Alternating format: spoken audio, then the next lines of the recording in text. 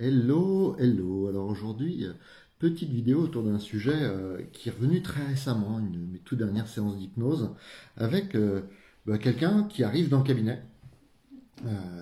Donc on se pose, on fait un petit temps de silence pour apaiser cette énergie de la journée qui a besoin de se déposer. Et une des premières remarques, une des premières phrases que cette personne me dit, c'est: je suis là, mais un, je sais pas pourquoi. Et deux, je crois pas trop à l'hypnose. Et là, ça m'amuse en fait. Ça m'amuse. Alors je vais pas éclater de rire, hein. C'est la première fois qu'on se rencontre. Ça se fait pas. Quoique, c'est un non-sujet en fait. Et je lui fais, ok, très bien, parfait.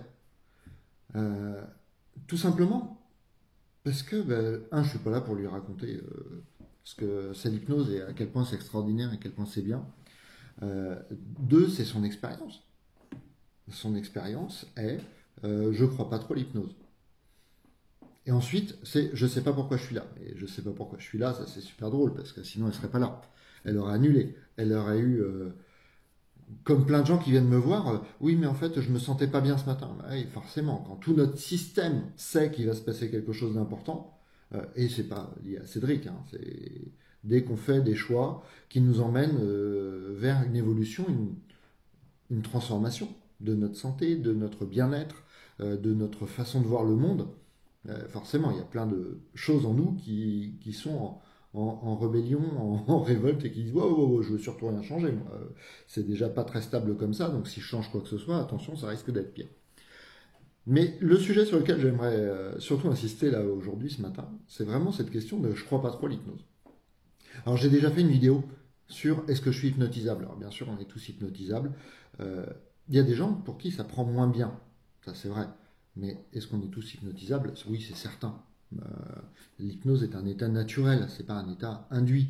Alors quelqu'un qui est hyper contrôlant dans ses pensées, effectivement, ça va être plus compliqué d'arriver à l'hypnose. Et pour ça, il y a des outils extraordinaires. Et là, j'ai fait la rencontre il y a peu de temps de quelqu'un qui est super chouette, qui fait de l'hypnose zéro mentale et qui parle même de déshypnose. Et c'est Michael.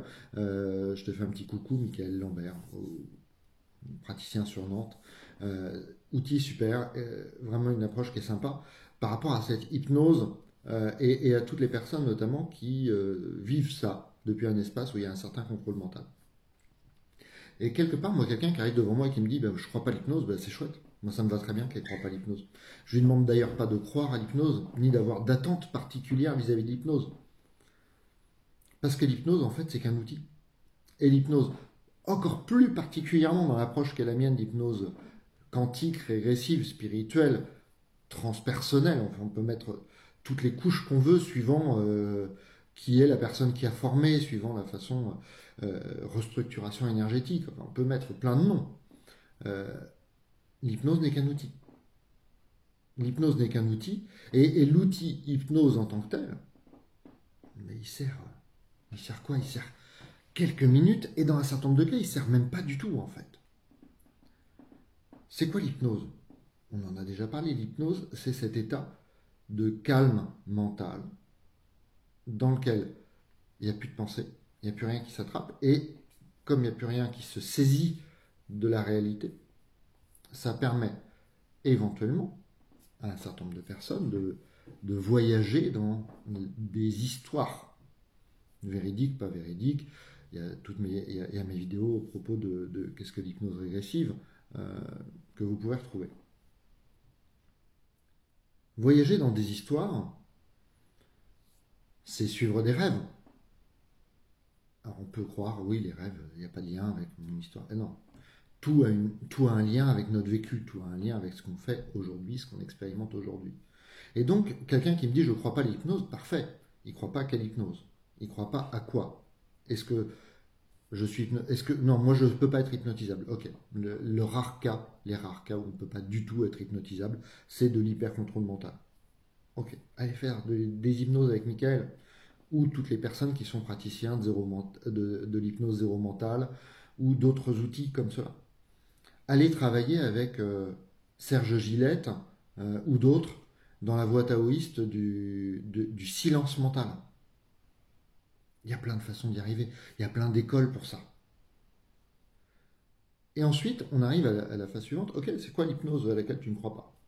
Et là, c'est quelqu'un qui avait fait l'hypnose ericksonienne, traditionnelle, entre guillemets, pour maigrir. Et donc, sans résultat. Donc, elle ne croit pas l'hypnose. Et c'est entièrement vrai. L'hypnose, dans son cas, n'a pas fonctionné de la façon attendue. Alors, ça parle de deux choses. Ça parle de l'attente qu'on projette, et ça parle de cette croyance que l'hypnose, en tant qu'outil, va résoudre quelque chose. Et non, à nouveau, l'hypnose n'est qu'un outil. L'hypnose n'est qu'un outil. Quand je prends un marteau, c'est pas pour faire de l'hypnose. Ça pourrait être un chemin assez intéressant à explorer. Mais non, quand je prends un marteau, c'est pour enfoncer un clou. Ou c'est pour caler des pièces ensemble, etc. Il y a plein de façons, mais le marteau n'est qu'un outil. Et en fonction de ce que je veux faire avec, je lui donne une destination. L'hypnose, c'est pareil. C'est qu'un outil. C'est qu'un outil qui a pour rôle, par la disruption de patterns, par un certain nombre d'accroches, par le ton de la voix, par la façon de raconter les choses, par la déconnexion que ça procure, de permettre de calmer le mental. Et donc, d'arriver soit dans des zones de suggestibilité, c'est vraiment le travail de toute l'hypnose, de reprogrammation typée ericksonienne, soit dans des zones où il y a moins de filets mentaux, il y a moins de contrôle, et donc, à travers l'accompagnement en hypnose régressive, hypnose quantique, hypnose transpersonnelle, hypnose spirituelle, etc., on peut permettre de filer des histoires, des métaphores, des scènes qui nous permettent de travailler sur nous, qui nous permettent de voir où on en est, d'avancer, d'évoluer, entre guillemets, à travers nos blocages, nos traumas, y compris nos malaises physiques de santé. Tout simplement parce qu'on a lâché le mental, et que le mental, à partir du moment où il se rend compte qu'il n'y a plus rien qu'il contrôle, parce qu'il n'y a rien à contrôler, les choses se font. Et alors, ne pas croire à l'hypnose, c'est parfait. Tout simplement parce qu'il y a même des personnes avec qui il n'y a pas besoin d'hypnose. Parce que, vous savez, toutes ces personnes qui disent moi je pars facilement, dans mes rêves, dans mes trucs, etc. Ok, parfait. Si tu pars facilement dans tes rêves, il n'y a pas besoin d'hypnose. On va faire une séance pareille. Et d'ailleurs, pour la suite de l'anecdote, avec cette personne qui m'a dit je ne crois pas à l'hypnose, on a fait 1h45 de temps d'hypnose. Ce qui est assez long. C'est pas 1h45 avec un vécu très très spécifique. Puisque cette personne a pas visionné 50 milliards de vies. Au contraire, on est resté très dans sa vie aujourd'hui. À différentes phases de sa vie aujourd'hui. De plus jeune, de rencontre de ses enfants, de temps personnel très précis. Et puis un coup, pom, magie. Être dans les nuages, voler et sauter de nuage en nuage, expérimenter la grande liberté. C'est une séance qui a tourné autour de la liberté d'être et plus de la nécessité de faire.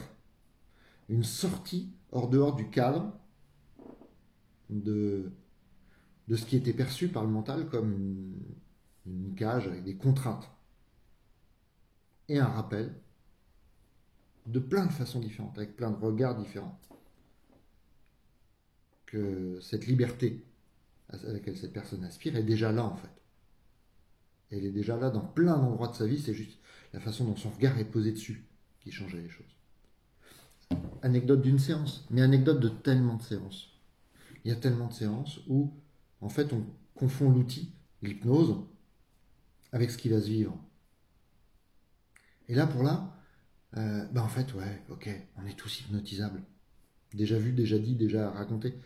On est tous hypnotisables. L'hypnose n'est qu'un outil, en tout cas, dans l'hypnose que je pratique, l'hypnose, c'est qu'un outil. Ensuite, c'est vraiment une question de relation à l'accompagnant, que ce soit moi ou n'importe qui d'autre, de cette confiance qui s'établit pour permettre de chanter toutes ces prises de position et toutes ces accroches que le mental met en place pour faire tenir le système.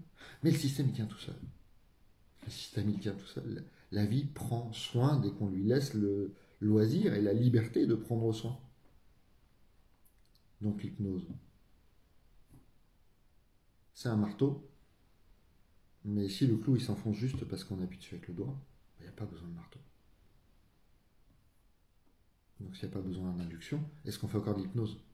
Ouais, peut-être, peut-être pas. Qu'est-ce qui compte après tout? Est-ce que ce qui compte, c'est l'utilisation exacte d'un script et d'un outil? Ou est-ce que ce qui compte, c'est l'expérience qui est vécue et traversée? Donc là, c'est une personne qui, pour le coup, ne dira plus je ne crois pas à l'hypnose. Par contre, elle pourra peut-être dire bah, j'ai expérimenté quelque chose. Qu'on appelle ça l'hypnose, qu'on appelle ça autrement, c'est un non-sujet en fait. C'est un sujet dès qu'on veut mettre des étiquettes. Enfin, d'ailleurs, je pense que je remettrai des étiquettes. Je remettrai une vidéo sur les étiquettes un jour. Sinon, il y a la vidéo sur les histoires qu'on se raconte de soi, que vous pouvez aller voir, qui est à mon avis, qui file le thème également. Mais lâchons l'outil et lâchons l'idée de je veux tel objectif et je veux tel résultat. Ça peut fonctionner, il y a des cas où ça va fonctionner. Mais statistiquement, ce qui a le plus de fonctionner, c'est qu'est-ce qui se vit comme expérience maintenant. Et pas je veux ça. Le vouloir amène un contrôle du mental qui va très très probablement empêcher de l'expérimenter. Et je ne parle pas d'énergie, et je ne parle pas du fait que dès qu'on envoie une intention de la part d'un manque, ben, on nourrit également ce manque. Donc, je ne crois pas à l'hypnose. Ça ne marche pas l'hypnose. Bah, ça ne marche pas.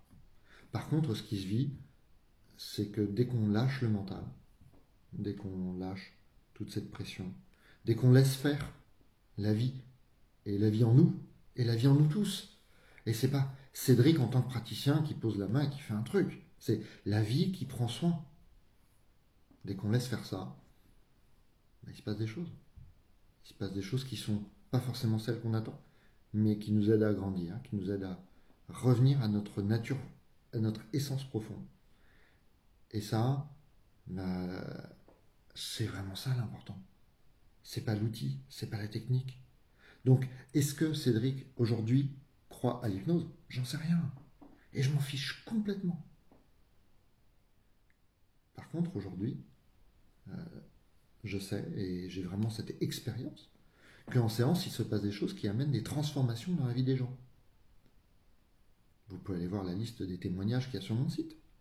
Vous pouvez aller voir la liste des témoignages qu'il y a sur les sites d'un certain nombre de praticiens. Après, vous pouvez douter des témoignages, vous pouvez douter de l'outil, vous pouvez douter de la forme, vous pouvez douter de tout ce que vous voulez. La seule chose que je vous invite à ne pas systématiquement remettre en cause, c'est l'expérience que vous avez vécue. Vous avez vécu une expérience. Vous pouvez mettre des étiquettes dessus, bonne, mauvaise, truc ci, truc ça, etc. C'était pas d'hypnose. Ça n'a pas marché.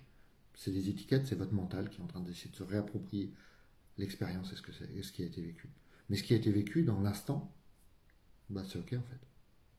Et ça vous a permis de grandir, d'évoluer différemment, de changer de point de regard, de changer votre point de vue sur l'histoire que vous avez vécue et que vous racontez de vous.